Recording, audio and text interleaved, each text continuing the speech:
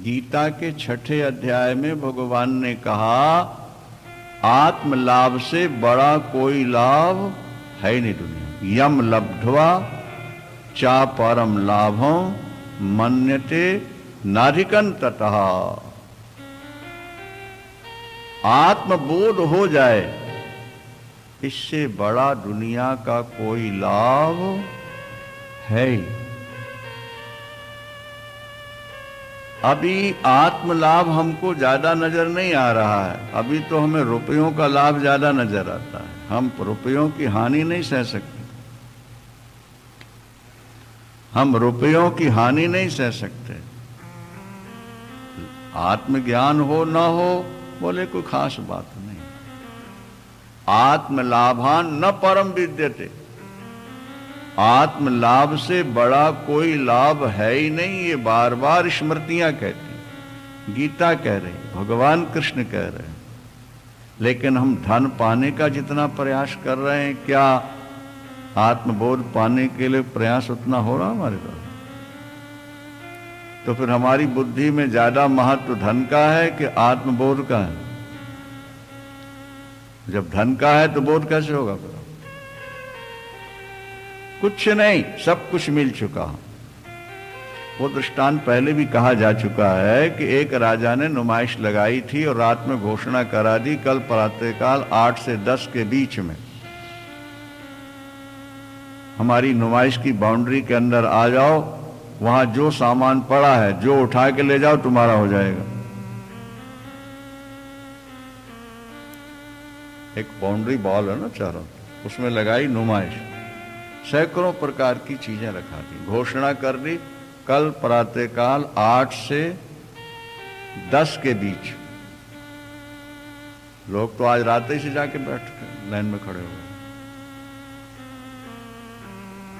रात से, और धक्का मुक्की हो रही, न खाने की सुध, न सोने की, न पीने, लूटना है। और जैसे ही गेट खुला एक दूसरे के ऊपर गिरते हुए पीछे हटाते बटोरना शुरू कर, जिसके जो हाथ लगा उठा उठा के लूट मची। और महाराज ऊपर बैठे देख रहे थे, हंस रहे, पति पत्नी और एक लड़की आई, गेट के अंदर आई, सामान नहीं उठा रही, खड़ी। वहां के पहरेदार ने कहा बेटी सब उठा रहे, तू भी उठा ले।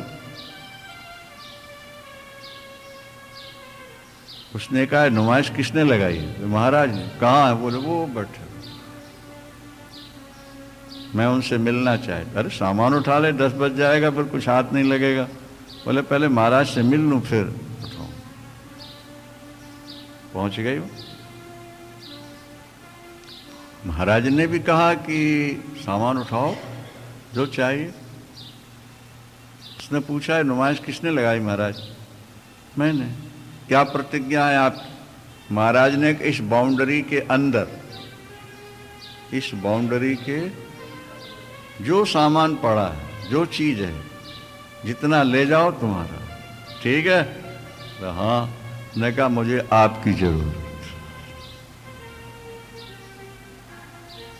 छुट्टी हो गई नहीं?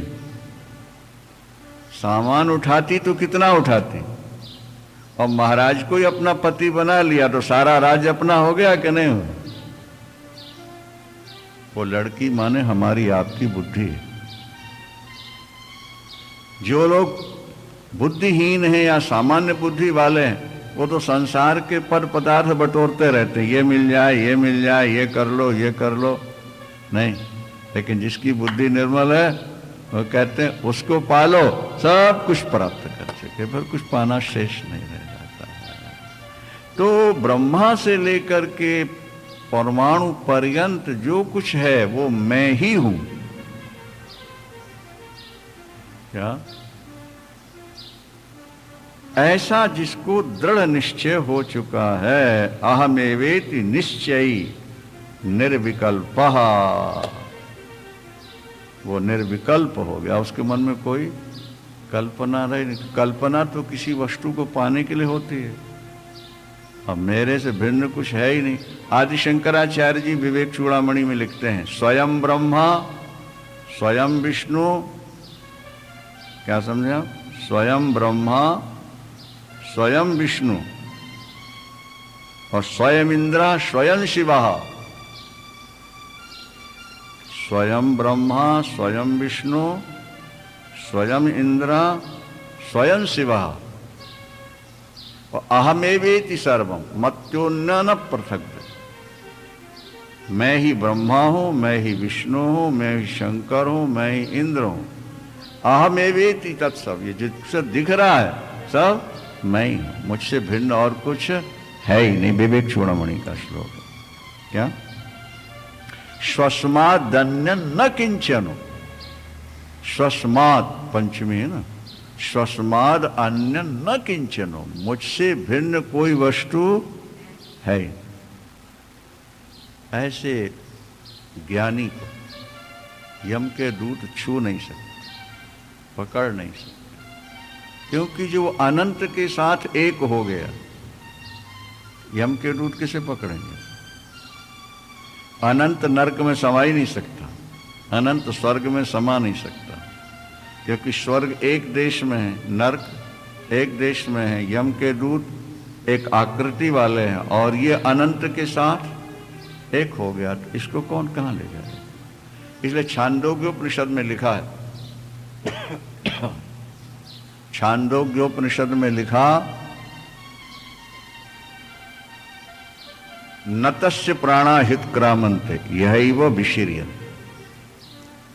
ज्ञानी के प्राण निकलते नहीं, ज्ञानी के निकलते नहीं, क्योंकि प्राणों का तो आना जाना रहता है सूक्ष्म शरीर के साथ। सूक्ष्म शरीर 70 तत्व का होता है, सूक्ष्म शरीर 17 तत्व, 10 इंद्री, 5 प्राण, मन और बुद्धि, कितने हुए? ये 17 तत्वों का सूक्ष्म शरीर, 5 प्राण, 10 इंद्री, मन और बुद्धि, ये सूक्ष्म। ये शरीर ही नरक स्वर्ग आता जाता रहता है, लेकिन जिसको पूर्ण बोध हो गया, ज्ञान हो गया, उसके प्राण यहीं बिखर जाते हैं। शरीर जब छूटेगा ना, इंद्रिय और प्राण यहीं बिखर जाते हैं प्रकृति, और वो भी कहीं आता जाता नहीं, व्यापक चेतन के साथ एक हो जाता है, क्योंकि पहले से एक हो चुका है। बहुत अच्छा श्लोक है। आ ब्रह्मस्तंभ पर्यंतो अहमेवेति निश्चय, निर्विकल्पः शुचिः शांतः प्राप्ता प्राप्त विनिप्रतः, प्राप्त और अप्राप्त सबसे मुक्त हो गया, उसको कुछ चाहिए। इस प्रकरण का अंतिम श्लोक, नानाश्चर्यमिदं विश्वम किंचिदिति निश्चय निर्वासना स्फूर्ति मात्रो न किंचिदपि साम्यते। ये नाना आश्चर्य वाला जो विश्व है, क्या? नानाश्चर्यमिदं विश्वम, ये केवल दिखता है नहीं है। दिखता है पर जैसे रस्सी में सर्प दिख जाता है, होता नहीं। सीपी में चांदी दिख जाती है, होती नहीं। आकाश नीला दिखता है पर होता नहीं। नानाश्चर्य में जो ये विश्व है, ये कुछ है ही नहीं। इसलिए निर्वासना स्फूर्ति मात्रा न किंचिदप साम्यति, ये केवल स्फूर्ति मात्र है, ये स्फुरण। भाई जब हमारी आंख लग जाए, हम सो गए, तो विश्व का बोध होता है उसमें? हाँ, नहीं है। जब हम जागते हैं, स्फुरण होता है, तो संसार दिखता है। और जब निद्रा में हम सो गए, संसार है इसका किसे पता हो? लेकिन हम हैं, इसका स्मरण है। हम आनंद स्वरूप हैं। गहरी नींद से उठने के बाद हम कहते हैं कि सुखमहम सुस्वाप्सम सुखमहम सुस्वाप्सम न किंचिद अवेदिशम। मैं आज बड़े सुख से सोया, मुझे आज कुछ पता नहीं लगा। मैं सोया, ये तो अहंकार बोल रहा है, लेकिन सुख से सोया, सुख का भान चेतन को रहा। चेतन कभी सोता नहीं, वो सदा जागृत रहता है। निद्रा में भी जो स्वयं अपने स्वरूप में स्थित है, उसका आनंद प्रकट है। वही जागने के बाद कहता है कि आज मैं सुख से सोया। आगे श्लोक मिलेगा आपको बहुत अच्छा, जहाँ जनक जी कहेंगे कि मैं सोता रहूं या जागता रहूं, बैठा रहूं या चलता रहूं, मेरी सारी अवस्थाएं एक समान हो चुकी हैं, क्योंकि द्वैत मेरा समाप्त हो चुका है। एक शुद्ध चेतन तत्व के सिवा दूसरी कोई वस्तु है ही नहीं। इसलिए मेरा सोना भी जागना है, मेरा खाना, मेरा पीना, चलना फिरना एक रूप है, क्योंकि द्वैत नाम की चीजें ही नहीं रह गई, केवल एक तत्व है। तो सोना भी जागने के समान है। वहां तो हर स्थिति एक सी बन जाती है। नानाश्चर्यमिदं विश्वम किंचिदिति निश्चयी निर्वासना स्फूर्ति मात्रो न किंचिदिव साम्यते। 12वां प्रकरण, जहां जनक जी आत्म तत्व को प्राप्त करके अपनी स्थिति का वर्णन करते हैं। वक्ता ने सुनाया और श्रोता ने सुनकर उसका कोई अभिनंदन नहीं किया, इसका मतलब उसने सुना ही नहीं, उसके समझ में कुछ आया ही नहीं। वक्ता के बाद श्रोता का नंबर आता है कि वो सुनकर क्या पाया। उस प्रायः हर प्रसंगों में ऐसा है। भागवत का 11वां अध्याय आप देखें, ऊढ़ों और कृष्ण का संवाद, तो जब भगवान कृष्ण अपना प्रवचन पूर्ण करते हैं तो फिर ऊढ़ों जी बोलते हैं, विद्रावितो मोह महांधकारो या आश्रितों में तब सन्निधानात्। मेरे अंदर मोह रूपी अंधकार विद्यमान था, उसको आपने नष्ट कर दिया, उसको आपने आपकी सन्निधि में आने का, रहने का फल ये कि मेरा मोह हमेशा के लिए समाप्त हो। भगवद गीता सुनाने के बाद भी भगवान कृष्ण ने अर्जुन से पूछा, कच्चिदेतत् श्रुतम् पार्थो, 18वें अध्याय में, कच्चिदेतत् श्रुतम् पार्थो त्वयैकाग्रेण चेतसा। अर्जुन, तुमने मेरी बात एकाग्र होकर सुनी है क्या? और अगर सुनी है तो तुम्हारा मोह नष्ट हो जाना चाहिए क्या? कच्चिदज्ञान सम्मोहा पुनश्चस्ते धनंजय। तुम्हारा अज्ञान तज्जनित मोह नष्ट हुआ कि नहीं? तो अर्जुन ने घोषणा पूर्वक कह दिया, नष्टो मोहा स्मृतिर्लब्धा तत्प्रसादान मयाच्युत। हे प्रभु, आपके प्रसाद से, आपकी कृपा से मेरा मोह महांधकार नष्ट हो गया। स्थितोष्मी, मैं अपने स्वरूप में स्थित हो गया। गत संदेहा, मेरे सारे संदेह गत मन नष्ट हो गए। करिष्ये वचनम, तब मैं आपकी आज्ञा का पालन करूंगा। ये गीता सुनने का श्रोता पर क्या प्रभाव पड़ा, श्रोता अपनी बात कहते हैं। भागवत की समाप्ति पर भी महाराज परीक्षित ने सुखदेव जी से कहा, धन्योस्मि गुरुदेव, मैं धन्य धन्य हो गए। धन्योस्मि कृत्योस्मि, और कृत्य हुआ। जो करना था वो सब कर चुका, जो पाना था वो सब पा चुका, और मैं धन्य हो गया।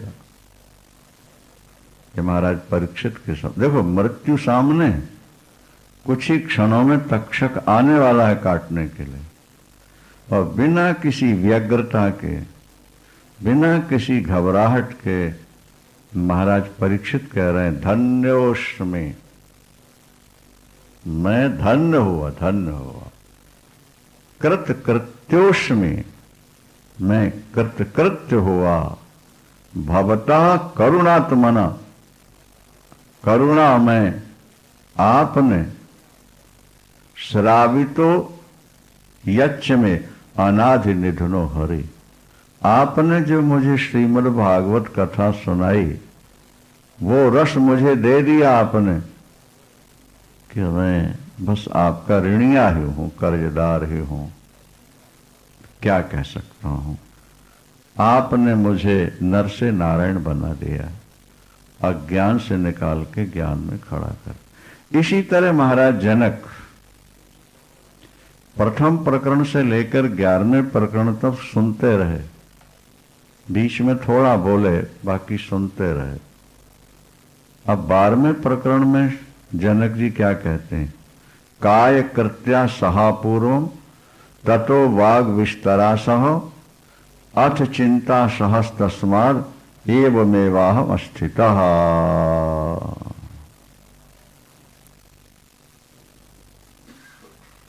जनक जी कहते हैं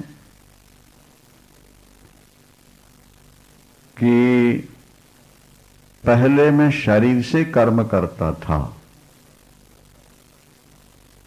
हाँ, फिर मैं वाणी से बोलता था, और फिर मैं मन से सोचता था।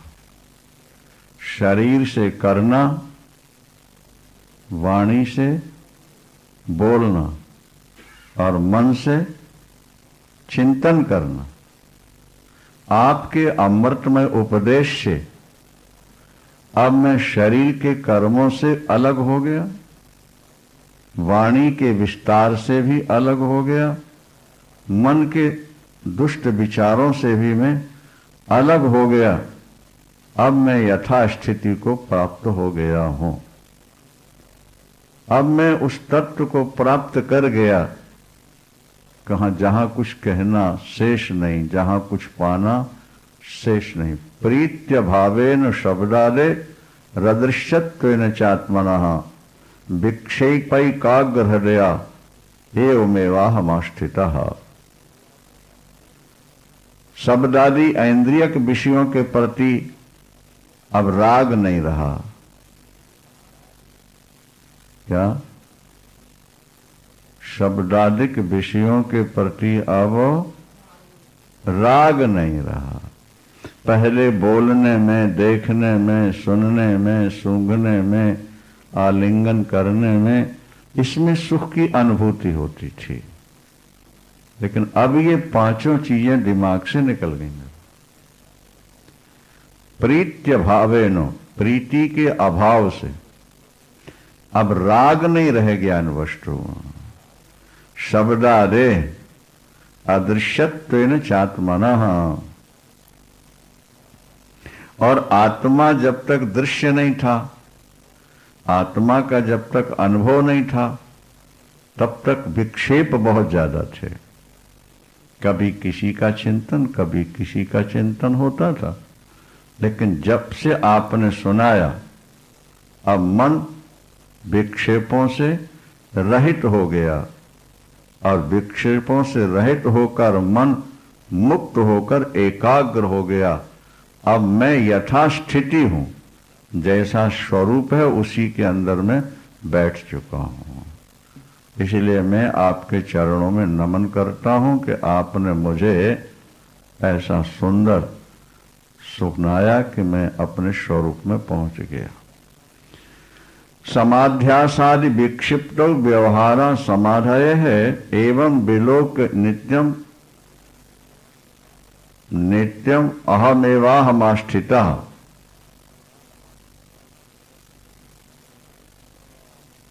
विक्षेप के कारण ही समाधि का व्यवहार होता है। क्या?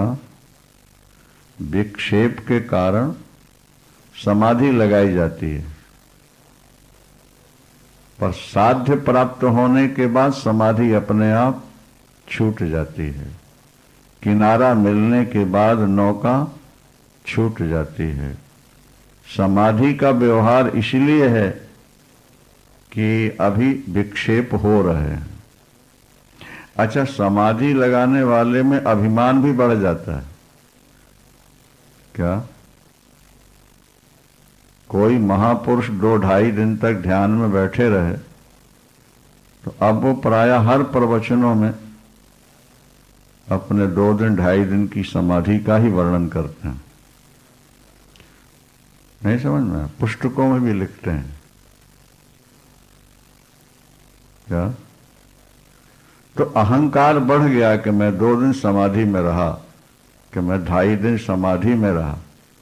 इसका मतलब है कि 2.5 दिन समाधि में रहे, बाकी आप विक्षेप में हैं। बाकी समय आपका विक्षेप में व्यतीत हो रहा है। विभाग हो गया ना, समाधि और विक्षेप। लेकिन महाराज जनक का कहना है कि अब इस प्रकार के स्वरूप की उपलब्धि हो गई है कि अब धारणा, ध्यान और समाधि के व्यवहार की जरूरत ही नहीं है, आवश्यकता ही नहीं है, क्योंकि सदा समाधि में अब मेरी स्थिति हो सकी है। मैं धन्य धन्य और कृतकृत हो गया हूं, क्योंकि आत्मा को प्राप्त नहीं करना है। आत्मा को प्राप्त नहीं करना है। अप्राप्त की प्राप्ति के लिए कर्म होता है, और नित्य प्राप्त में जहां अप्राप्ति का भ्रम हो जाए उसे केवल जानना होता है, कर्म नहीं करना होता है। क्या? इसे फिर दोबारा समझ लो। अप्राप्त की प्राप्ति के लिए कर्म की आवश्यकता है। जैसे मान लिया जाए कि आपको चाय पीनी है, एक उदाहरण, आप यहां बैठे हैं और रसोई घर वहां है और गैस चूल्हा वहां है और चाय, चीनी, पानी सब वहां है। तो अब चाय प्राप्त करने के लिए आपको या तो वहां जाना पड़ेगा, गैस जलाओ, पानी डालो, चीनी डालो, चाय डालो, पत्ती डालो, दूध डालो, तो कर्म करना पड़ा ना। अब प्राप्त की प्राप्ति के लिए कर्म की जरूरत। और नित्य प्राप्त में जहां अप्राप्ति का भ्रम हो जाए, मान लो आपको पार्टी में जाना था, किसी महिला को पार्टी में जाना था, बड़ी पार्टी थी तो वो अपने कीमती कीमती जेवर निकाल रही थी। जितनी बड़ी पार्टी उतना महंगी साड़ी, उतने महंगे जेवर। तब तो लोगों को पता लगेगा कि भाई हम भी तुम्हारी कक्षा के हैं, तुमसे कम नहीं है। और टाइम हो गया था, पति बार बार शोर मचा रहा था, जल्दी चलो जल्दी चलो। तो महिला ने कंठ में कीमती हार पहन लिया और बाकी आभूषण पहन रही जल्दी जल्दी। और जल्दबाजी में वो ये भूल गई कि मैंने हार पहना है। क्या? अब वो दराज पर दराज खोलती जा रही है और हाथ डाल डाल के और बड़ी घबराई सी हुई है। पति बाहर से अंदर आए, तैयार है कार, बिगड़ पड़े, क्या बात है? हार गुम गया, मैंने इस दराज में रखा था, ताला खुला तो नहीं रहा? बोले बिल्कुल नहीं, मैं ही ने खोला हुआ है। तो फिर गया कहाँ? जब यहां तूने रखा तो जाएगा कहाँ? बोले समझ नहीं पा रही हूं कि गया कहाँ। पति आगे बढ़ा, बोले गले में क्या है? यूं किया, अरे गले में था, मिल गया नहीं मिला? अब देखो यहां विचार करो, अपगतोष मृत कंठ मणि, क्या अपगतोष मृत कंठ मणि, भागवत में शब्द है वेद स्तुति में कि कंठमणि, गले में तो डायमंड का हार पड़ा हुआ है, लेकिन हम भूल गए और भूलने के बाद जहां तहां खोजते रहे और पूछने वाले ने पूछा तो हमने कहा गुम गया। अब बताओ यहां गुमा है? हाँ, नहीं गुमा, पर हम क्या कह रहे हैं? गुम गया। अच्छा, जब किसी ने कहा गले में है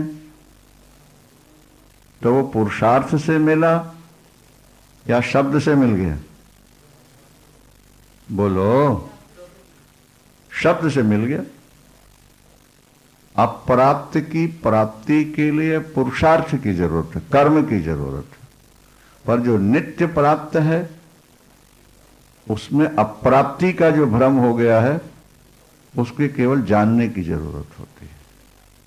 तो आत्म तत्व, परमात्म तत्व कहीं खोया हुआ नहीं है, कहीं सातवें आसमान में नहीं है, वो सर्वत्र व्यापक और सम है। समझे कि नहीं? लेकिन अज्ञान के कारण हम भूल गए।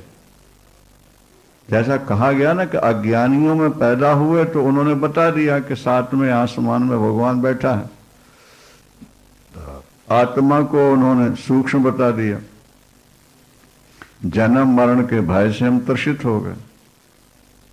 अब जब कोई ज्ञानी गुरु मिला और उसने बताया कि तुम्हारी आत्मा ही तो ब्रह्म है, तुम ब्रह्म को ढूंढने कहां जा रहे हो? वो पुरुषार्थ से नहीं मिलेगा, वो जानकारी से मिलेगा। देखो ये तीन पक्ष हैं, इसको समझ लो अच्छी तरह से। जो बहुत ज्यादा मंद बुद्धि होते हैं वो कर्म को प्रधानता देते हैं,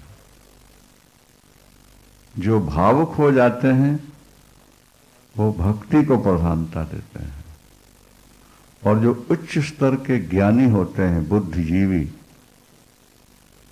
वो वेदांत को महत्व देते हैं। जो कुछ समझते ही नहीं बेचारे, उनसे कहा जाए अच्छे कर्म करो, अच्छे कर्म करो, ईमानदारी बरतो, बेईमानी छोड़ो, नहीं तो पाप लगेगा, नहीं तो नरक और स्वर्ग जाओगे। जब बुद्धि थोड़ा निर्मल हुई तो बोले उपासना करो, उपासना करने से भगवान मिल जाएगा। ठीक है, ये मध्यम क्लास हो गई। और जो उच्च क्लास थी, जिनकी बुद्धि का पूर्ण विकास हो चुका, उनको कहा गया कि आप केवल आत्मा के स्वरूप को जानो, विचार करो। यहां पुरुषार्थ की आवश्यकता नहीं, यहां तो केवल विचार की आवश्यकता है। और जब दो विचारों का संघर्ष होता है तो आत्म तत्व प्रकट हो जाता है। गुरु के विचार, शिष्य की बुद्धि, ये मिली और प्रवचन तो बोध हो जाता है। तो समाध्यासादि विक्षुप्त व्यवहारा समाधये एवं विलोक नित्यम अहमेवाहम स्थितः। ये कहते हैं कि अब मुझे समाधि की आवश्यकता नहीं रह गई, अब मैं नित्य समाधि में स्थित हो गया हूं। यम नियम आसन प्राणायाम प्रत्याहार सामान्य बुद्धि के व्यक्तियों के लिए है, विचारवानों के लिए आत्मा सदा उपलब्ध है, जागकर देखना मात्र है, दृष्टि पर्याप्त है, क्रिया आवश्यक नहीं। इसलिए बड़े बड़े विद्वानों को देखो, संतों को, वो सुबह नहाए धोए, थोड़ा भजन पूजन किया और वेदांत के ग्रंथ लेके बैठ जाते हैं। और गुरुओं के पास 2-2 4-4 घंटे सुबह, 2-2 4-4 घंटे शाम को विचार। वही उनका की धारणा है, वही उनकी समाधि है, वही उनका तप है। वो विचार करते रहते हैं। हेयोपादे विरहाद एवं हर्ष विषादयो अभावाद अद्य हे ब्रह्मन एवमेवाहम स्थितः। हे ब्रह्मन, हे गुरुदेव, हे भगवान, हे और उपादेय। हे कहते हैं त्याज्य को और उपादेय कहते हैं ग्राह्य को। ये वस्तु त्याग दी, ये वस्तु ग्रहण कर ली। हे और उपादेय कहलाते। तो हे और उपादेय के वियोग से जो हर्ष और विषाद होता है, उससे मैं मुक्त हो चुका हूं। अब मैं जैसा ही हूं, अपने स्वरूप में स्थित हो चुका हूं। अब मुझे ना हर्ष है ना विषाद। हर्ष और विषाद ही व्यक्ति के चित्त को विक्षिप्त बनाए रहता है। हर्ष और विषाद निकल जाए, राग और द्वेष मिट जाए, अहंकार और वासना समाप्त हो जाए, तो वो जहां है, जैसा है, जिस स्थिति में है, वो ब्रह्म स्वरूप ही है, आत्म स्वरूप ही है। वृंदावन आश्रमानाश्रमम ध्यानम चित्त स्वीकृत वर्जनम विकल्पम मम वैक्षेतत् एवमेवाहमाश्रितः। आश्रम और अनाश्रम, ध्यान और चित्त का स्वीकार अथवा वर्जन, उनसे उत्पन्न हुए जो विकल्प हैं, उनका त्याग करके मैं स्वरूप में स्थित हूं।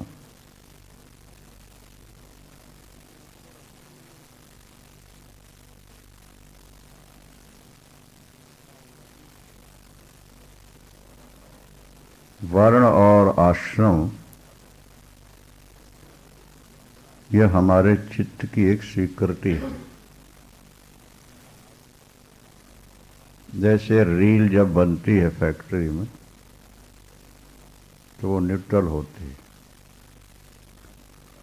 उसमें किसी प्रकार का गीत संगीत अच्छा बुरा नहीं होता। अब वो जैसे लोगों के हाथ में पड़ जाए, गंदे लोगों के हाथ में पड़ गई तो उसने गंदे गीत भर लिए, भक्त के हाथ पड़ गई तो उसने भजन भर लिया। तो कैसेट में जो कुछ है वो उसका अपना नहीं है, किसी के द्वारा भरा गया है, क्योंकि वो तो अपने आप में न्यूट्रल ही है। इसी तरह मनुष्य का जो चित्त है, ये भी एक न्यूट्रल तत्व ही था। हमने इसमें अनेक संस्कार भर दिए। तुम ब्राह्मण हो, तुम क्षत्रिय हो, वैश्य हो या शूद्र हो, हिंदू हो या मुसलमान हो, ईसाई हो या पारसी हो, तुम गृहस्थ हो या विरक्त हो या वानप्रस्थी हो या ब्रह्मचारी हो, ये संस्कार हमारे चित्त में भरे गए हैं। हम लोगों से सुनते रहे और बार बार लोगों के द्वारा ये कहा गया कि तुम ये हो, तुम ये हो। ऐसा सुनते सुनते मनुष्य के दिमाग में ये बात स्थित हो गई कि मैं ये हूं। क्या?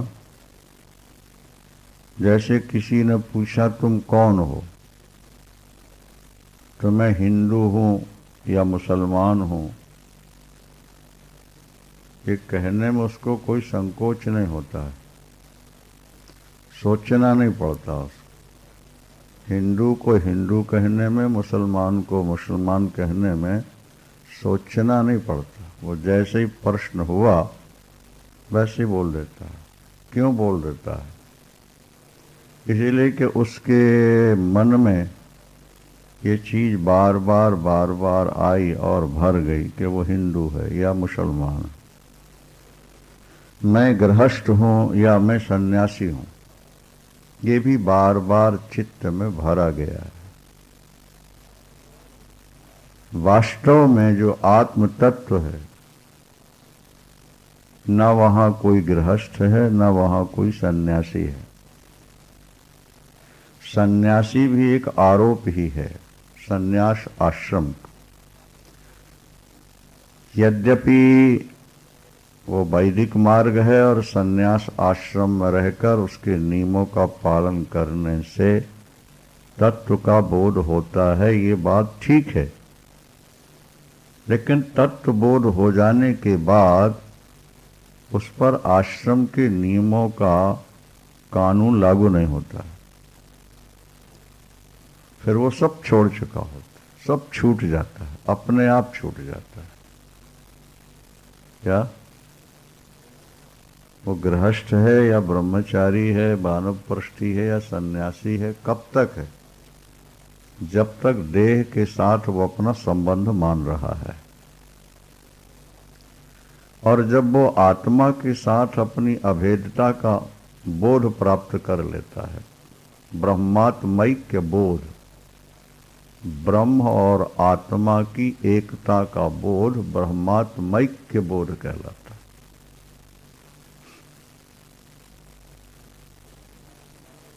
तो ब्रह्मात्मा हो जाने के बाद, वहां स्थित हो जाने के बाद, फिर न वो ब्राह्मण है, न क्षत्रिय है, न वैश्य है, न शूद्र है, न ब्राह्मण है, न वो ब्रह्मचारी है, न गृहस्थ है, न वानप्रस्थ है।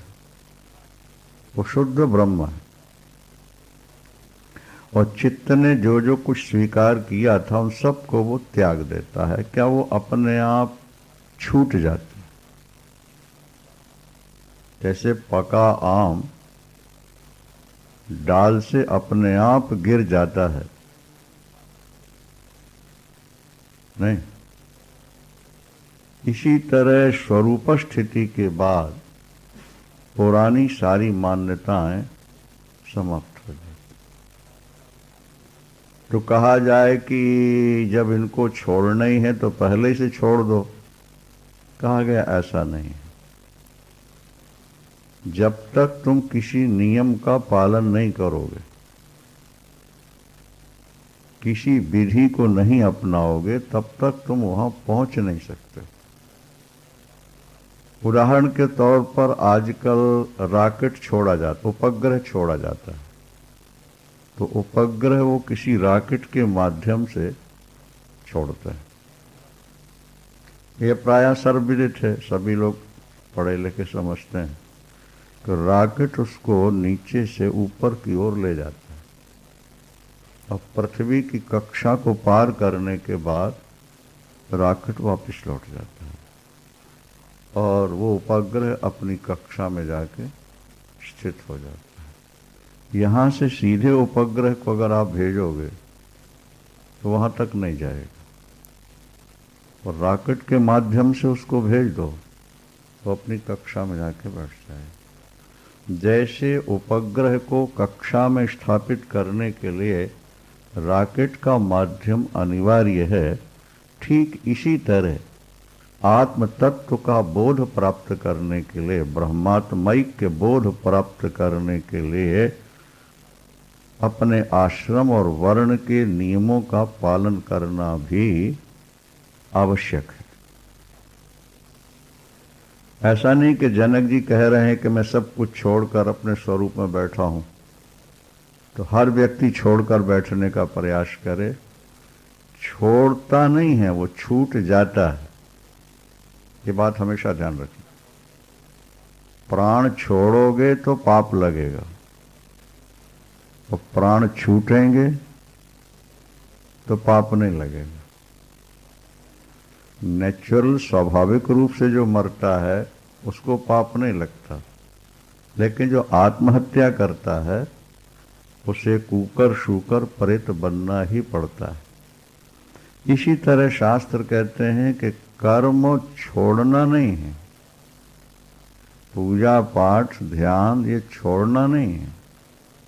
एक समय ऐसा आ जाएगा जो अपने आप छूट जाएगा, अपने आप छूट जाएगा। क्या?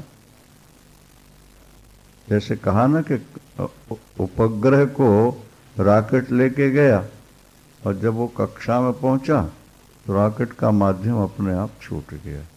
नौका पर बैठे, दूसरा किनारा मिला, नौका अपने आप अनुपयोगी हो गई, अब छूट गई।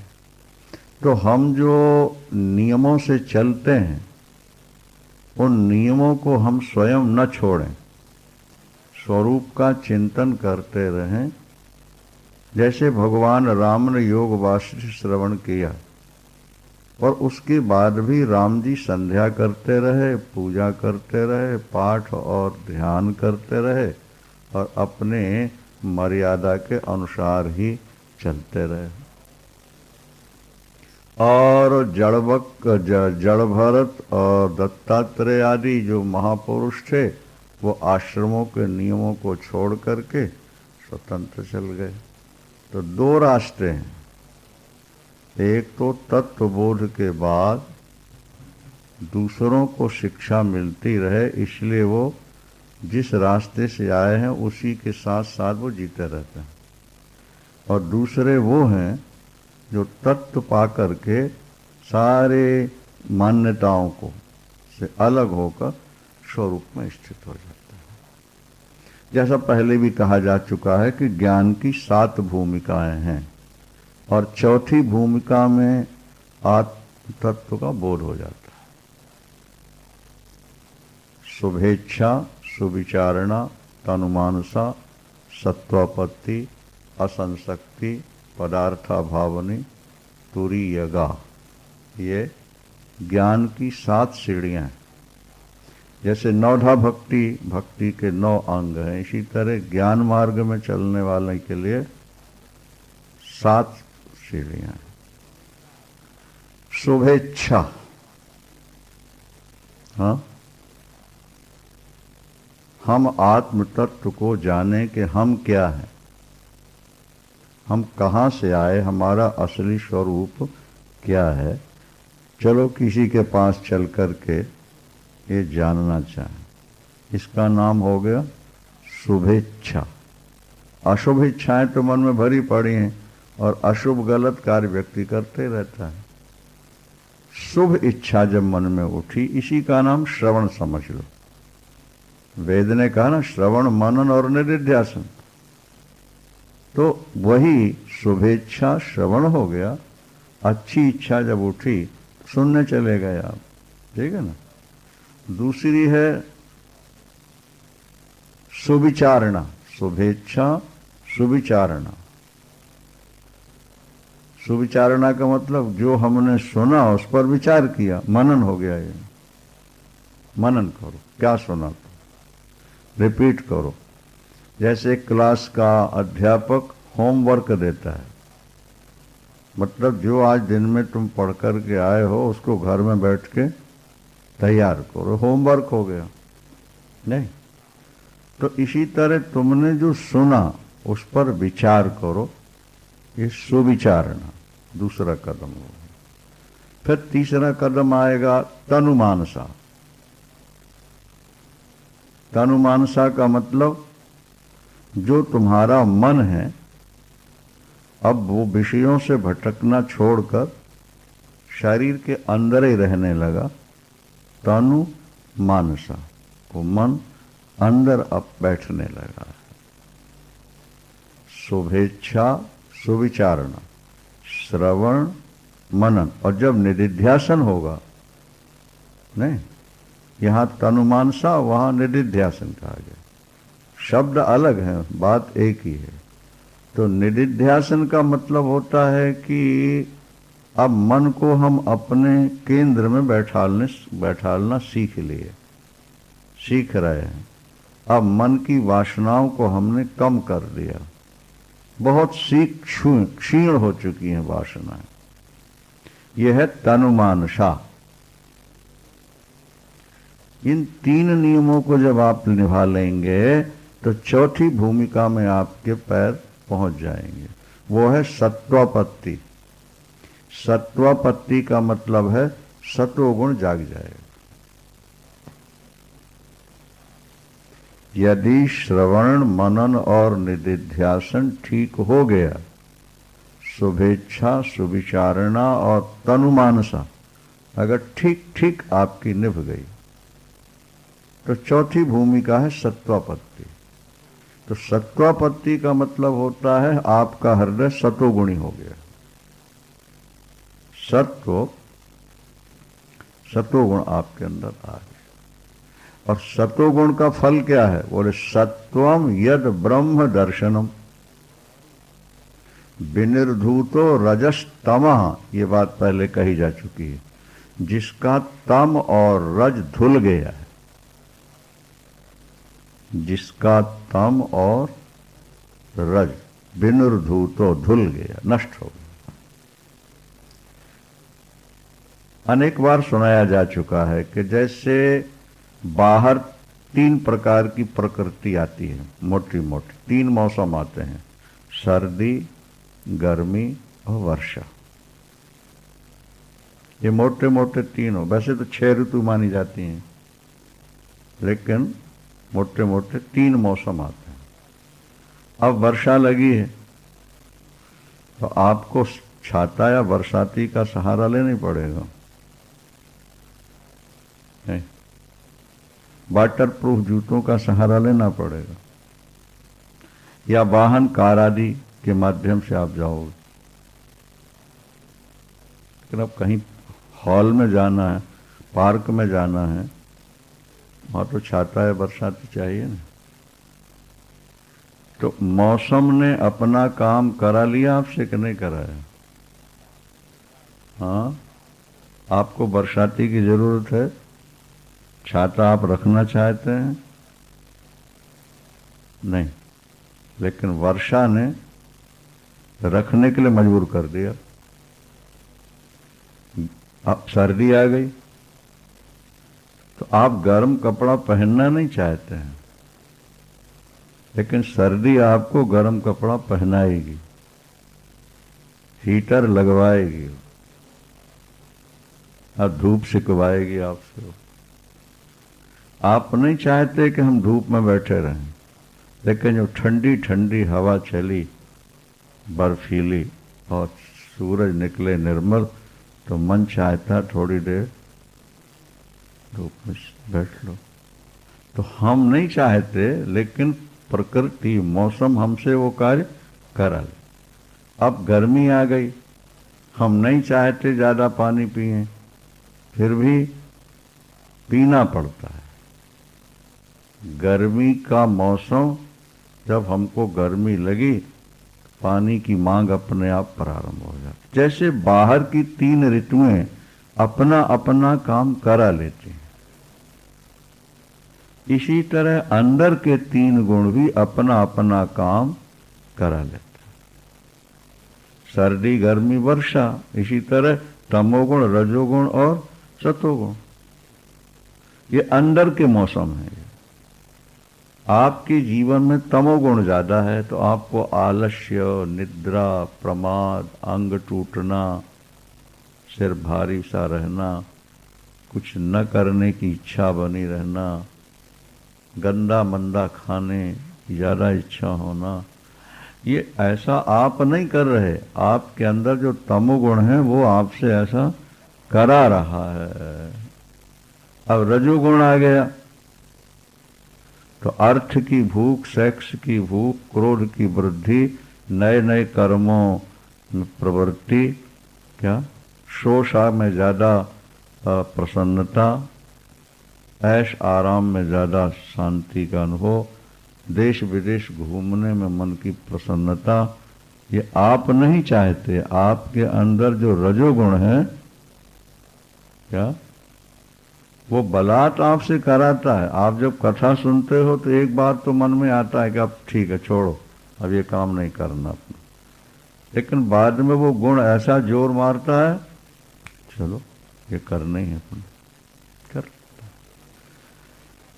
तो गुणा गुणेषु वर्तन्तो अवशम प्रकृतेर वशात्, व्यक्ति प्रकृति के वश होकर के, मजबूर होकर वो काम करता है। अब जब सतोगुण आपके अंदर आ जाएगा तो सर्वद्वारेषु देहेषु प्रकाश उपजायते, सर्वद्वारेषु देहेषु प्रकाश उपजायते। फिर आपके रोम रोम में ध्यान करते समय प्रकाश जैसा निकले, शरीर बिल्कुल हल्का फुल्का रहे, अंदर आनंद आनंद आनंद का भाव जागे, अपने आप जागे। नहीं? जैसे कहा जाता है ना भाई, कब सामने बाबा जी बैठे हैं, 5-6 वर्षों से तो हम लोग देखा ही रहे, आप लोग भी शायद देखा ही रहे होगे। अगर अंदर आनंद का अनुभव न हो तो ऐसी स्थिति में सदा एक सा रह जाना कठिन है। महीने 2 महीने 4 महीने तो व्यक्ति रह जाता है जब भावावेश में, लेकिन हमेशा ही वैसे रह जाए, इसका मतलब है फिर अंदर कुछ तो आनंद मिल ही रहा होगा। अगर इस स्थिति में दुखी दुख का अनुभव होता तो व्यक्ति किसी न किसी बहाने से इस स्थिति से हट गया होता। नहीं हट रहा, तो इसका मतलब है कि आनंद का अनुभव हो रहा है, क्योंकि हर क्रिया आनंद के लिए है। जिस क्रिया से हमें आनंद नहीं मिलेगा हम उससे हट जाएंगे। तो एक व्यक्ति अपने आप में आनंदित हो रहा है, तो दूसरा व्यक्ति भोगों में, पदार्थों में, घूमने में, सैर सपाटे में आनंद ले रहा है। नहीं तो तीसरा व्यक्ति निद्रा, आलस्य और प्रमाद में आनंद का अनुभव कर रहा है।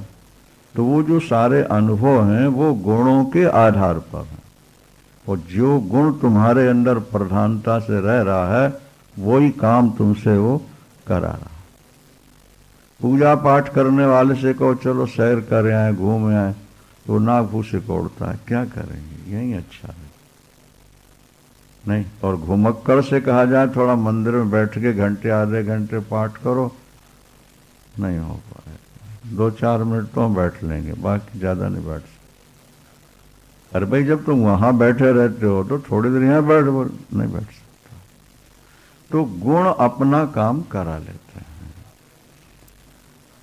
शास्त्र ये कहते हैं कि तुम धीरे धीरे तमोगुण से रजोगुण में आओ, और रजोगुण से सत्वगुण में आओ, और सत्वगुण के बाद फिर तुम त्रिगुणातीत हो जाओ। क्या? सत्वम सत्वेन चैव ही, भागवत में लिखा। पहले तमोगुण से रजोगुण में आ जाओ। अगर तुम्हारा जीवन तमोगुणी है तो एकदम सत्वगुणी नहीं बनाओ उसको। तुम निष्क्रिय होकर पड़े रहते हो, गंदा मंदा तुम खाते हो, गंदी बातें तुम करते हो, और सदा पड़े रहते हो, कोई काम नहीं। तो इसके बजाय तुम सक्रिय हो जाओ। निष्क्रिय की अपेक्षा सक्रियता अच्छी है। अब दौड़ो, नौकरी में जाओ, काम में जाओ, फैक्ट्री में जाओ, किसी भी काम में तुम सक्रिय बन जाओ। ठीक है? तो सक्रियता जब आ जाएगी तो वो जो तमोगुण था वो दब जाएगा, फिर सक्रियता जीवन में रहेगी। जब सक्रियता आ गई तो अब उसको दबाने के लिए सत्वगुण को ले आओ। सत्संग करो, कथा सुनो, कीर्तन करो, किसी सदग्रंथ का, अच्छे ग्रंथों का स्वाध्याय करो, पूजा पाठ करो, सादा भोजन करो, ज्यादा यहाँ वहाँ घूमने से मन को हटाओ। इस तरह जब तुम अपने को हटाते जाओगे तो तुम्हारा सत्वगुण बढ़ने लगेगा और तमोगुण दबने लगेगा। भाई 2 कुत्ते हैं आपके पास, एक को आप पेट भर भोजन देते हैं और बढ़िया भोजन देते हैं, और दूसरे को एक आध रोटी डाल देते हैं रूखी सूखी, तो बलवान कौन होगा? हाँ, जिसको ज्यादा आपने भोजन दिया है, पौष्टिक भोजन दिया है, वो बलवान हो जाएगा। और रूखी सूखी एक आध रोटी दे दी, कमजोर होगा। तो आप ज्यादा घूमते हैं, ज्यादा फैशन करते हैं, ज्यादा सेक्स का चिंतन करते हैं, उसी में आपका समय जा रहा है। नए नई चीजें पहनना, खाना, ओढ़ना, दौड़ना, घूमना, तो रजोगुण को आपने ज्यादा भोजन दिया ना। और सतोगुण है भजन, पूजन, ध्यान, कथा, कीर्तन, वहां आपने 10 मिनट लगाया,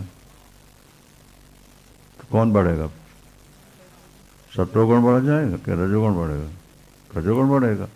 अब आप सतोगुण को बढ़ाना चाहते हो तो सत्कार्यों में ज्यादा समय देना प्रारंभ करो, और रजोगुणी कार्यों में थोड़ा समय कम, गपशप में, घूमने में, सहेलियों में, मित्रों में नहीं, जो उस ढंग उनसे थोड़ा सा अपने।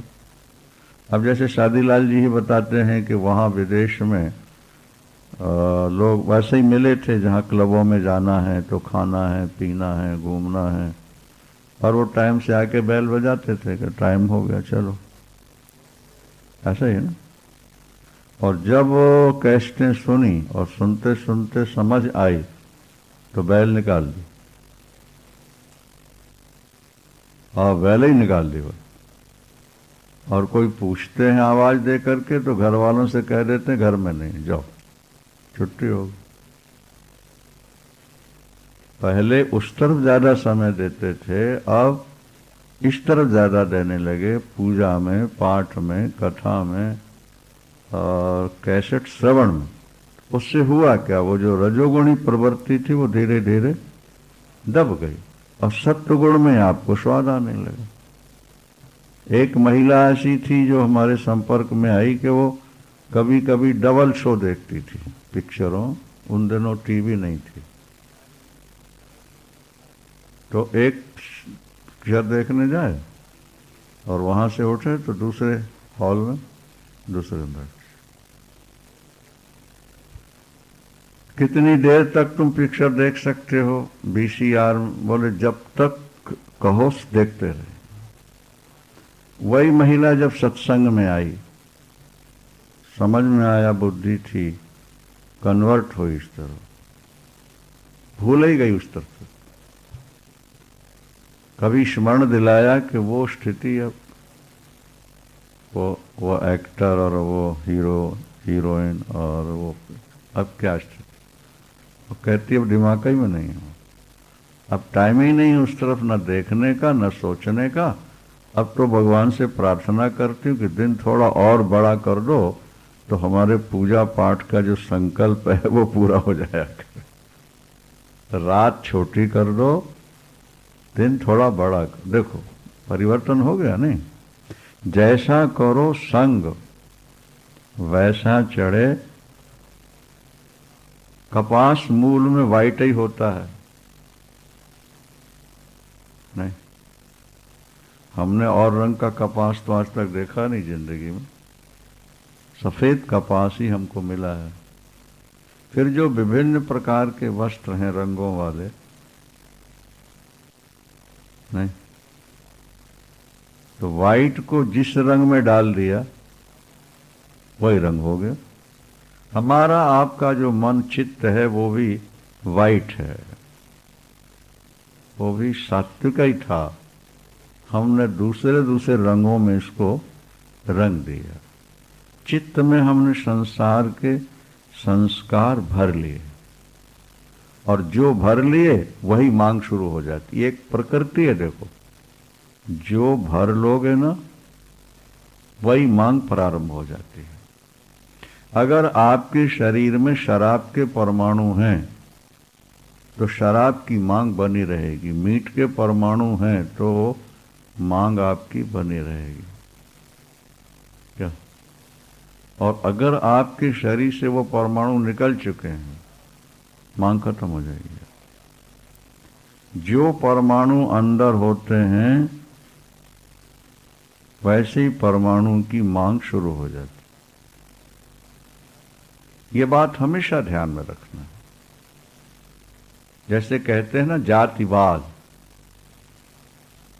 क्या हिंदुस्तान में रहने वाला मुसलमान पाकिस्तान के गीत गाता है, उन पर संकट आए तो उदास होता है, और उन्हें सफलता मिले तो खुश होता है, क्योंकि हमारी जाति के हैं ना भाई, हमारी जाति। तो परमाणुओं में भी सजातीयता है।